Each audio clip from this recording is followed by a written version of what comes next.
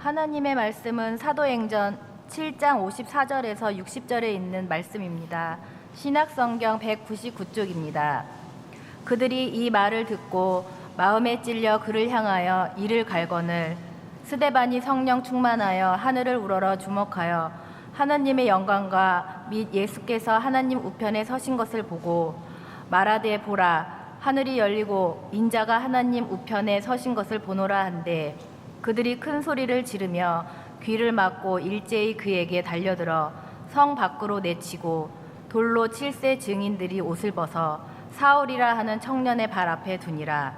그들이 돌로 스데반을 치니 스데반이 부르짖어 이르되 주 예수여 내 영혼을 받으시옵소서 하고 무릎을 꿇고 크게 불러 이르되 주여 이 죄를 그들에게 돌리지 마옵소서. 이 말을 하고 자니라. 아멘. 네, 오늘은 우리는 어떤 교훈을 남길 것인가 라고 하는 그 주제로 함께 말씀을 나누도록 하겠습니다. 성경에는 많은 신앙의 위인들이 있습니다. 위인이라고 하니까 표현이 조금 어색할까요? 저는 조금 잘 쓰는 표현이긴 합니다. 위인이라는 사람은 뛰어나고 훌륭한 사람을 그렇게 쉽게 지칭할 수 있을 것 같습니다. 한자적인 의미로도 직역해 보니까 큰 사람이라는 의미를 가지고 있었고 또 크다, 거룩하다, 훌륭하다 이런 위대한 사람이라고 생각해 볼 수 있었습니다. 그러면 이 위인이라는 의미를 우리의 신앙과 대입해서 생각해 보면 하나님을 향한 믿음과 소망으로 위대한 삶을 살아간 그들의 삶을 통해서 오늘을 살아가는 우리에게 주는 교훈은 무엇인가? 우리는 이것들을 생각해 볼 수 있겠습니다. 성도 여러분, 우리는 누군가에게 교훈을 주는 삶을 살고 계십니까? 목사님, 질문 참 곤란하게 하십니다 라고 생각해 볼 수도 있겠습니다. 아니면 비슷하지만 다른 느낌의 질문으로 우리는 누군가에게 본이 되는 삶을 살고 계십니까? 누군가에게 말뿐이 아닌 행동으로 보여줄 수 있는 삶, 이건 참 어려운 것 같습니다. 그런데 이 어려운 삶의 실천을 성경의 많은 신앙의 위인들이 해내었다라는 것입니다. 특별히 오늘 본문에 나오는 이 스데반이라는 그 집사님을 통해 우리는 그 신앙의 교훈을 얻고자 합니다. 그래서 스데반을 통해서 어떠한 삶을 살아가고 또 믿음을 우리에게 주었는지 말씀을 통해 깨닫고자 합니다. 먼저 스데반은 기독교 역사상 최초의 순교자였습니다. 예수님이 승천하시고 성령이 우리에게 강림하신 이후 교회가 세워졌습니다. 그리고 교회가 세워진 이후 그 초기부터 유대교와 로마 정부로부터 온갖 핍박이 있었다라는 것이죠. 이때 제일 먼저 예수님을 믿는다는 이유로 끌려가서 죽임당한 사람이 바로 이 스데반이었습니다. 그런데 주목할 것은 첫 번째로 순교당한 사람이 사도가 아니라 교회의 집사였다라는 것이죠. 물론 초대교회 당시 이 집사의 역할은 아주 핵심적인 인물이었습니다. 그런데 그 역할은 교회의 재정이나 구제나 사역 등 교회를 섬기고 봉사하는 그 직무가 맡겨진 사람이었다라는 것이죠. 물론 현대의 교회에 있어서는 바로 우리 교회 장로님들이 이런 역할을 하고 계십니다. 그런데 최초의 순교자가 교회의 영적 지도자였던 사도가 아닌 바로 평신도 지도자였다는 사실을 우리는 주목해서 살펴봐야겠습니다. 바로 이 점이 우리에게 중요한 것을 말하고 있습니다. 무엇보다 교회는 목회자만의 헌신과 봉사가 아니라는 것, 그리고 평신도가 먼저 순교했다라는 것은 교회를 위한 헌신과 봉사는 평신도가 결코 목회자들보다 못지않게 중요하다라는 것을 우리는 생각해 볼 수 있습니다. 사실 많은 교인들은 목회자가 먼저 헌신하고 교인들이 뒤를 따르는 것이라고 생각을 합니다. 물론 당연하게도 목회자가 먼저 본을 보이고 또 성도들이 그 뒤를 따르는 게 당연할 수 있습니다. 먼저 본을 보이고 솔선수범하는 것이 바로 이 신앙에 있어서도 본이 되는 중요한 점이기 때문에 그렇습니다. 그러나 교인들 가운데 최초의 순교자가 바로 이 스데반이었다라는 것을 우리는 주목해서 살펴봐야겠습니다. 또한 이 말씀을 통해 주님을 향해, 교회를 향해 헌신과 순종하고 그 믿음의 자세로 나아가는 우리 성도들에게 믿음의 교훈으로 남기를 축원드립니다. 우리는 먼저 교훈을 남기기 위해 칭찬받는 자 되어야 합니다. 성경에 스데반이 처음 등장한 곳은 사도행전 6장이었습니다. 사도행전 6장에는 초대교회의 임직의 이야기가 나오고 있습니다. 그리고 이 이야기 속에 7명의 사람들 중 스데반은 첫 번째로 소개되고 있습니다. 당시 초대교회 상황은 이렇습니다. 오순절 성령 감림 그 사건 이후에 교회는 폭발적으로 성장했습니다. 베드로의 설교를 듣고 한 번은 3,000명이, 한 번은 5,000명이 회개하고 예수를 믿는 역사가 일어나게 되었습니다. 이들 중에 많은 사람들이 초대교회의 교인들이 되었다, 그렇게 성경을 말씀합니다. 그런데 교인들이 늘어나자 생각지 못한 많은 문제들이 교회 안에 일어나게 되었습니다. 특히 교회인들 가운데 팔레스타인 지역에 살던 히브리파 유대인들과 또 외국에 살던 그 헬라파 유대인들 사이에 구제의 문제로 갈등이 일어났습니다. 그래서 영적 지도자였던 사도들이 이런 문제까지 다 처리할 수 없게 되자, 그래서 평신도 지도자로 집사를 세우게 되었다 말씀하고 있습니다. 임직의 절차가 시작되었습니다. 교인들은 사도들의 명을 따라 7명의 사람을 선택하게 되었습니다. 그리고 이 7명 모두 헬라파 유대인들이었습니다. 그리고 첫 번째로 선택된 사람이 바로 오늘 말씀에 나오는 스데반이었다라는 것이죠. 그러면 스데반은 어떤 사람이었기 때문에 첫 번째로 선택을 받게 되었느냐? 사도행전 6장 3절의 말씀에 이렇게 나와 있습니다. 형제들아, 너희 가운데서 성령과 지혜가 충만하여 칭찬받는 사람 7을 택하라. 우리가 이 일을 그들에게 맡기고. 오늘 첫 번째 주제였던 바로 칭찬받는 사람을 택했는데 바로 그들 중에 스데반이 선택되었다라는 겁니다. 한마디로 성경의 표현대로 스데반은 성령과 지혜가 충만하여 칭찬받는 사람이었기 때문에 선택받았다, 그렇게 말씀하고 있습니다. 성도 여러분, 우리는 칭찬받는 사람 되어야 합니다. 사도들과 또 영적 지도자들 뿐 아니라 온 교회로부터 칭찬받는 사람이 되어야 됩니다. 칭찬의 중요성을 나타낸 책에 칭찬은 고래도 춤을 추게 한다라는 책의 제목이 있습니다. 저는 이게 속담인 줄 알았는데 잘 찾아보니까 2003년에 21세기 북스에서 출판된 책 제목이었습니다. 그러니까 칭찬은 고래도 춤추게 한다. 이 책의 영어의 원제는 웰돈이라고 하는 그 고래가 이제 나오는 제목입니다.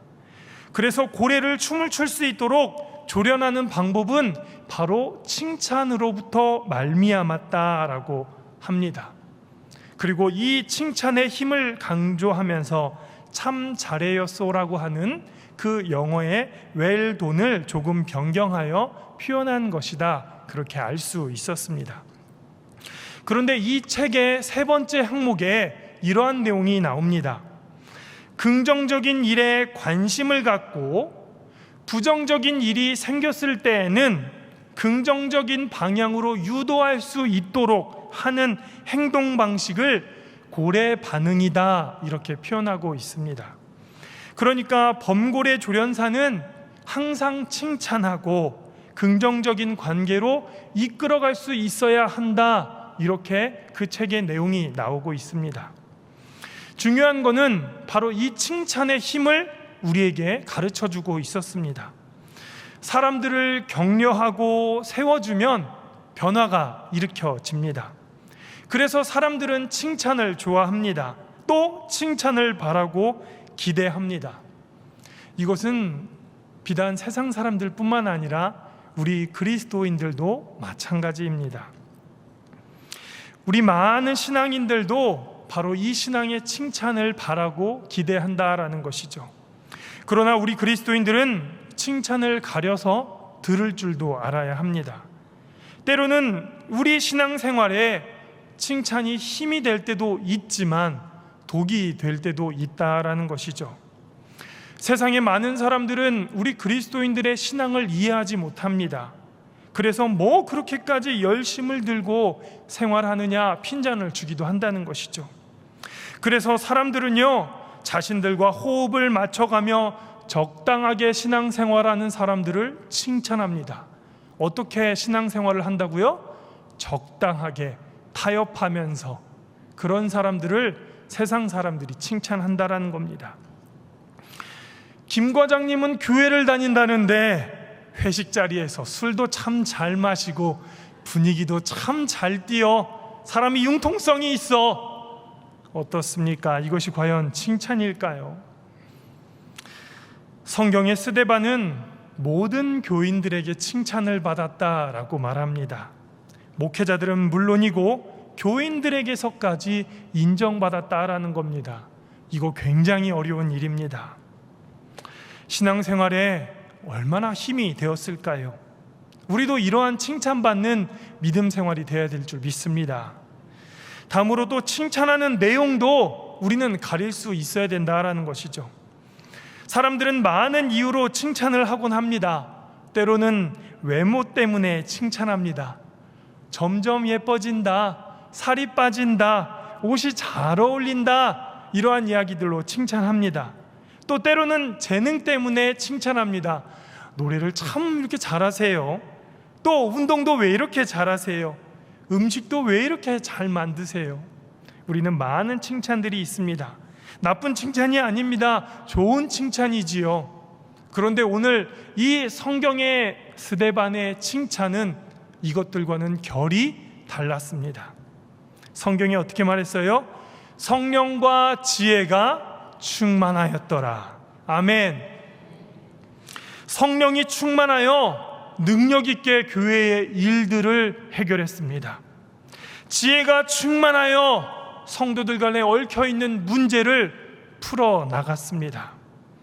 모든 것이 덕스럽고 은혜스럽게 잘 처리했기 때문에 칭찬을 받았습니다.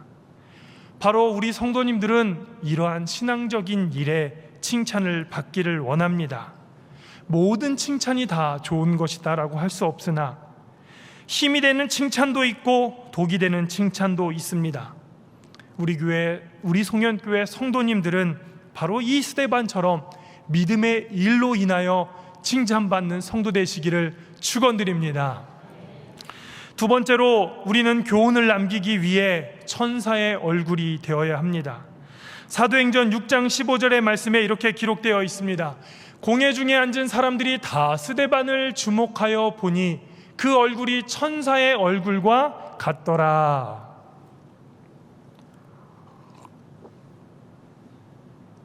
성경에 무슨 얼굴이라고 나오나요? 천사의 얼굴. 정우성 같은 얼굴이요? 박보검 같은 얼굴이요? 더 이상 말하지 않겠습니다. 공회에서 스데반을 신문하던 사람들이 스데반의 얼굴을 보니 무슨 얼굴이요? 천사의 얼굴과 같았더라. 당시 상황은 이렇습니다. 스데반이 당시 유대인 그리스도인들이 하던 대로 유대 회당 예배에 참석했습니다.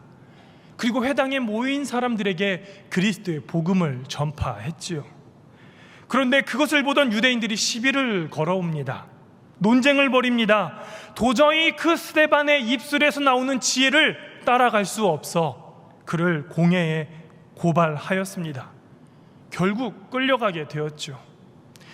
예수님께서 십자가에 달리시기 전 그 대제사장 집에 열렸던 그 공회에 끌려간 것처럼 바로 이 스데반도 끌려가서 재판을 받게 되었습니다.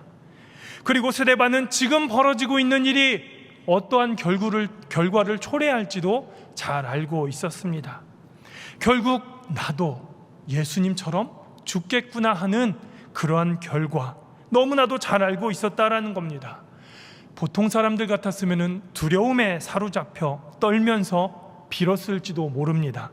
그런데 스데반의 얼굴은 천사의 얼굴과 같았다, 그렇게 성경은 표현하고 있습니다. 여기서 천사의 얼굴을 쉽게 어떻게 생각해 볼 수 있을까요? 그 얼굴이 평안하고 담대했을 겁니다. 아니, 그 얼굴에서 빛이 나고 영적인 위엄이 그 얼굴에서 보였을 겁니다. 사랑하는 성도 여러분, 우리 믿는 사람들도 얼굴이 중요합니다. 옆에 있는 성도들의 얼굴을 바라보십시오. 하나님의 평강이 있으십니까? 또 예배를 드리며 기쁨이 있고 행복이 있으십니까? 사람의 얼굴은 첫인상을 좌우합니다. 또 우리의 관계를 맺는 아주 중요한 요소이기도 합니다. 그래서 사람들은 얼굴을 잘 가꾸기 위해서 깨끗하게 면도도 하고 화장도 하고 모든 노력들을 다 합니다. 그래서 요즘은 기본이 화장입니다. 그래서 오늘 우리 여성 성도님들 어떠셨습니까? 최소 얼굴에 분칠은 하고 오셨습니다. 예전부터 여자의 변신은 무죄라고 했습니다. 그런데 변신에도 단계가 있습니다. 우리 어린이들이 좋아하는 변신 로봇도 3단 이상 하지 않았습니다. 제가 많이 궁금하여 여성분들의 화장법을 검색해 보았습니다. 무려 11단계의 변신 과정이 있었습니다. 이 정도면 거의 중범죄가 아닌가 생각이 들었습니다. 그래도 오늘은 다행히 경범죄자들만 있는 것 같습니다. 사랑하는 성도 여러분, 우리의 아름다움에 그 외적인 변신이 아닌 우리는 내적인 변화에 따라서 기쁨의 감정이 겉으로 드러나야 합니다. 우리의 외모가 아름답게 치장했다고 해서 우리가 밝게 웃는 것이 아니라 내 안에 복음의 기쁨으로 말미암아 우리 안에 그 기쁨이 드러나시기를 축원드립니다. 미국 서부 시대의 개척의 이야기가 있습니다. 몬태나주에 살던 몇 사람이 금을 찾아 떠나던 이야기였습니다. 당시 많은 사람들이 금에 열광하여 작은 소문에도 많은 사람들이 몰렸다라고 했습니다. 그리고 고생 끝에 금광을 발견합니다. 그런데 본격적으로 금을 캐려고 하니 많은 장비들이 필요했죠. 그래서 집에 가서 필요한 경비도 챙기고 음식도 챙기고 장비도 챙겼습니다. 그래서 준비하고 출발하려고 가는 과정에 수많은 사람들이 그 사람의 뒤를 따라오는 겁니다. 아무도 그 금에 대해서 발설하지 않았고 비밀을 철저하게 유지했습니다. 그런데 어떻게 많은 사람들이 그 사람을 따라갔을까요? 그 해답은 그 얼굴에 있었습니다. 그 얼굴은 밝았고 희망에 차 있었습니다. 이제 곧 금을 캐어 부자가 될 거라는 그 희망이 얼굴에서 도저히 숨길 수가 없었다라는 것이죠. 쉽게 말해 세상에 로또가 된 사람은요, 그 얼굴의 기쁨을 감출 수가 없는 법입니다. 그렇습니다. 내면의 상태는 얼굴에 드러날 수밖에 없습니다. 좋은 일이 있으면 그 얼굴이 밝아집니다. 반대로 나쁜 일이 있으면 그 얼굴이 어두워집니다. 우리 성도님들 가운데 예배에 들어오실 때 보면 그 얼굴에 수심이 가득하다, 그러면 그 신앙과 인생에 큰 어려움이 있는 것을 보게 됩니다. 성령이 충만하고 주님을 만난 사람들은 그 얼굴에 빛이 납니다. 반대로 어둠의 영이 지배받고 있는 사람들은 얼굴에서 어두움이 묻어납니다.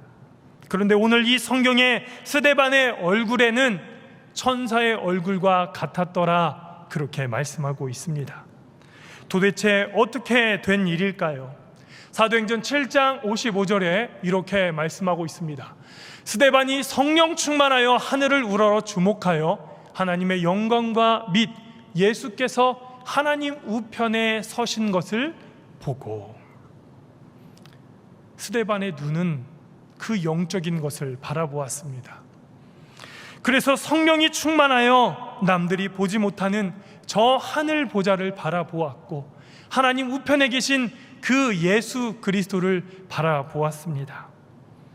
사랑하는 성도 여러분, 우리의 얼굴은 어떻습니까? 우리는 외출하기 전 우리의 겉 외모는 잘 꾸미셨습니다. 그런데 오늘 예배를 마치고 돌아가는 여러분들의 얼굴에는 천사와 같은 이 스데반의 얼굴이 되시기를 축원드립니다. 아멘. 세 번째로 우리는 교훈을 남기기 위해 예수님을 닮아야 합니다. 사도행전 7장 마지막 부분에 보면 스데반이 순교하는 장면이 나옵니다. 짧지만 장엄함이 넘치는 장면입니다.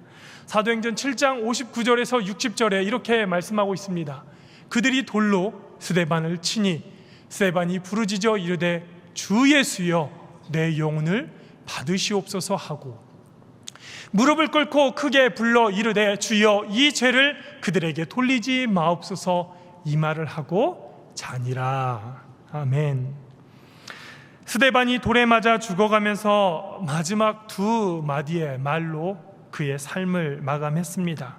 먼저 주 예수여 내 영혼을 받으시옵소서 그렇게 고백합니다. 죽음을 앞에 두고 자신의 영혼을 하나님께 맡기는 그 믿음의 고백입니다.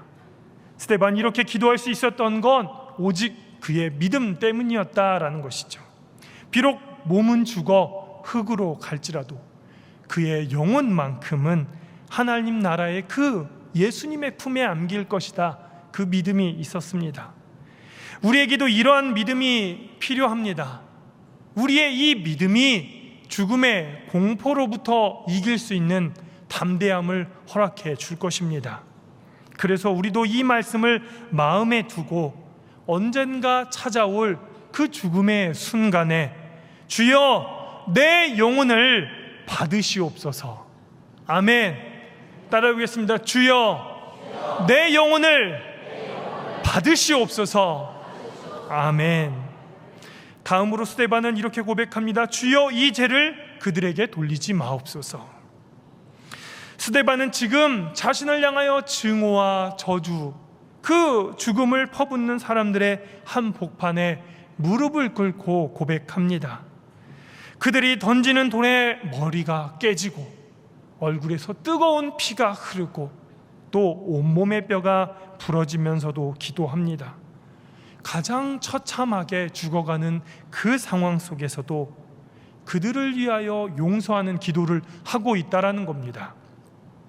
스데반은 이 땅의 생애를 마치는 마지막 순간 그 예수님의 사랑을 그들에게 전하고 있었습니다. 인생을 살아가는 마지막 때에 얼마나 많은 사람들이 추하게 마지막을 맞이하는 사람들이 있습니까? 우리 인생의 아쉬움이 남는 마무리도 적지 않습니다. 그런데 그 어느 신앙인보다도 가장 아름다운 인생의 막을 내리고 있었습니다. 우리도 이처럼 이러한 마지막을 위해 기도해야 합니다. 그리고 주목해야 할 것은 그 스데반의 마지막의 모습이 주님과 너무도 닮았다라는 겁니다. 주여 내 영혼을 받으시옵소서라고 했던 그 기도는 예수님께서 십자가에서 기도했던 그 마지막의 고백과 같았습니다. 누가복음 23장 46절에 이렇게 말씀합니다. 예수께서 큰 소리로 불러 이르시되 아버지 내 영혼을 아버지 손에 부탁하나이다 하고 이 말씀을 하신 후 숨지시니라.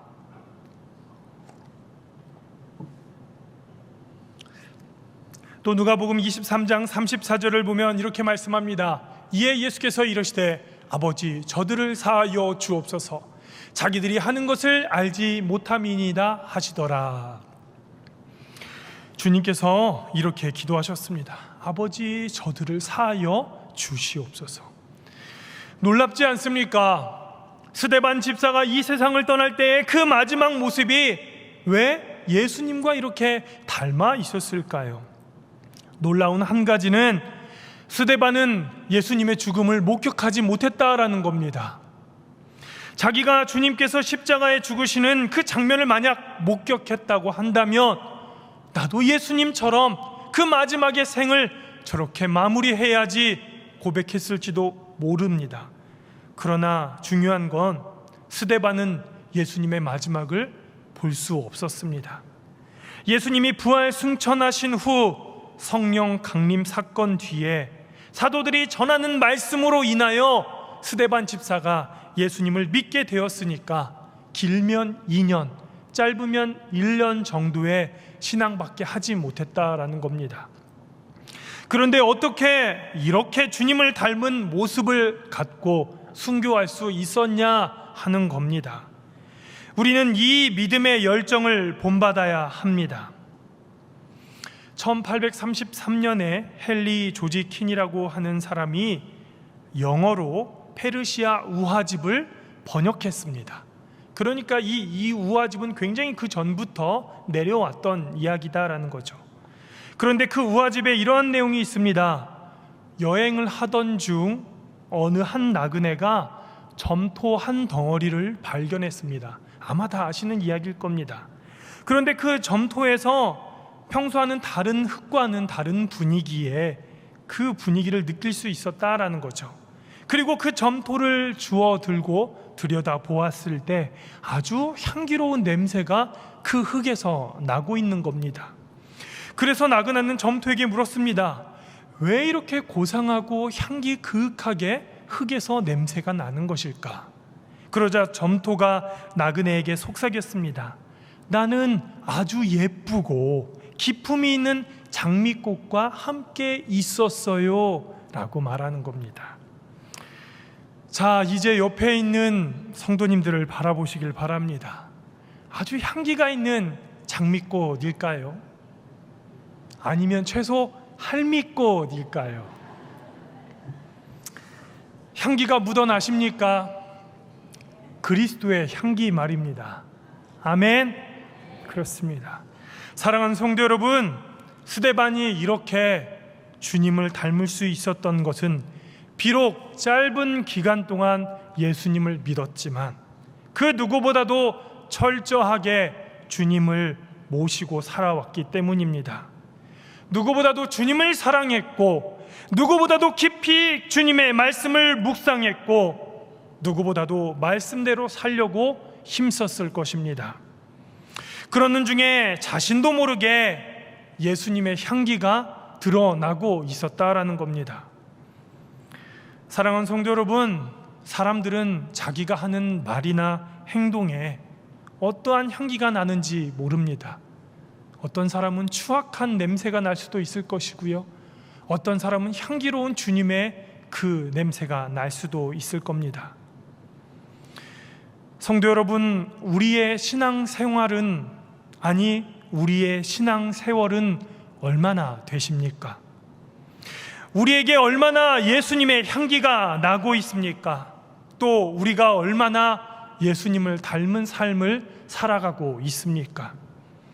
오늘 말씀을 통해 우리는 스데반 집사님의 이 마지막의 말씀에 교훈을 얻고 도전받아야 될 줄 믿습니다. 더 뜨겁게 주님을 사랑하고, 더 뜨겁게 주님의 말씀을 깊이 묵상하고, 더 뜨겁게 말씀에 순종하여 살아내는 삶, 우리는 그 믿음으로 나아가야 됩니다. 오늘 여러분들께 세 가지의 교훈을 드립니다. 우리는 첫 번째로 칭찬받는 자 되어야 합니다. 두 번째로 우리의 얼굴에 천국의 소망이 넘쳐야 합니다. 세 번째로 예수님을 닮아가야 합니다. 오늘 이 말씀의 지혜와 교훈이 우리에게 충만하여져서 우리가 이 신앙의 교훈을 남길 수 있는 믿음의 진짜 성도 되시기를 주님의 이름으로 축원드립니다. 기도하겠습니다. 하나님.